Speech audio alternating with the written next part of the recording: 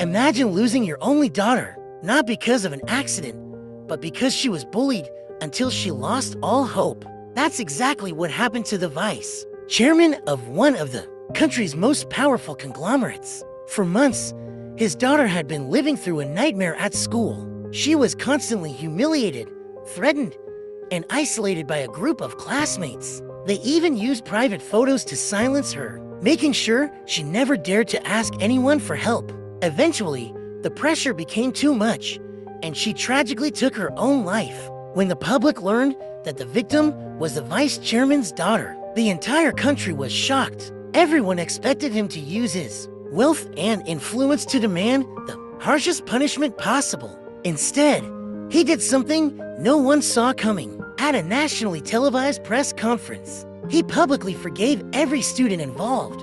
He even asked the authorities to show them mercy. The internet exploded. People called him heartless. Others questioned whether he deserved to be called a father. But what nobody realized was that the press conference was nothing more than a performance. Behind that calm expression was a father whose heart had already been shattered beyond repair. He had no intention of leaving his daughter's fate in the hands of the legal system. To him, a few years of punishment could never compare to what his daughter had suffered. He wanted something far worse. He wanted every bully to experience the same fear, helplessness, and despair his daughter had felt. So instead of hiring bodyguards or assassins, he adopted a teenage girl. Her name was Garen. She was brilliant, fearless, and completely unpredictable. Unlike ordinary people, Garen didn't think the same way. She had almost no empathy and viewed the world through a completely different lens. To most people, she was terrifying. To the vice chairman, she was the perfect weapon. His revenge plan was simple: transfer Garen into the exact same high school where his daughter had been bullied. Let the bullies believe she'd become their next victim, then slowly destroy them from the inside, not through the courts, but through fear. Soon, Garen transferred into the school. Meanwhile, the bullies were still living carefree lives, acting as though nothing had ever happened. The leader of the group quickly approached the new transfer student with a friendly smile, inviting Garen to join their clique. The moment Garen saw her face, she immediately recognized her as one of the people responsible for the vice chairman's daughter's suffering. For a brief second, she wanted to deal with her right there, but then she remembered the vice chairman's instructions. The plan depended on patience, so instead of attacking, she smiled and accepted the invitation. A little later, the group decided to entertain themselves by picking on another classmate. They placed a bag over the girl's head and forced her to walk through the classroom while laughing at her. Garen watched everything silently. She asked why they were doing this. The bully casually replied that the girl had bumped into her phone earlier. According to her, this was just a lesson. The terrified student was pushed forward and stumbled into a desk. The entire classroom watched, yet nobody dared to step in. Everyone simply lowered their heads and pretended nothing was happening. At that moment, Garen finally spoke.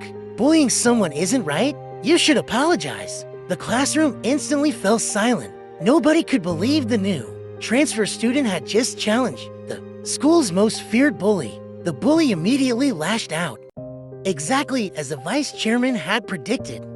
His first step had always been to make Garen appear as another victim. Only then could his revenge unfold naturally. But there was one problem. Garen wasn't known for following orders. She barely managed to stop herself from fighting back before a teacher suddenly entered the classroom, forcing everyone to leave for gym class. For now, she had no choice but to wait. During gym class, Garen discovered something even more disturbing. The class president, the student, everyone believed to be kind and responsible, was secretly connected to the bullying group as well. She even warned the others to be more careful because another incident could attract unwanted attention. At that moment, Garen realized the problem wasn't just a few students. The corruption ran much deeper than anyone expected. Then something unexpected happened. While playing soccer, Garen kicked the ball, and it flew straight into the bully's face. The entire field froze. The bully was furious. She swore she'd make Garen regret it after class. But she had no idea. She had just challenged the wrong person. The bully was furious. She swore she'd make Garen regret it after class. But she had no idea. She had just challenged the wrong person. The vice chairman believed Garen would quietly follow his carefully planned revenge. But he underestimated one thing. Garen wasn't the type to wait for the perfect moment. Sometimes, the most terrifying monsters don't follow the plan. They create their own. And after the final school bell rang, Garen's revenge was about to begin. But what happened next shocked the entire school.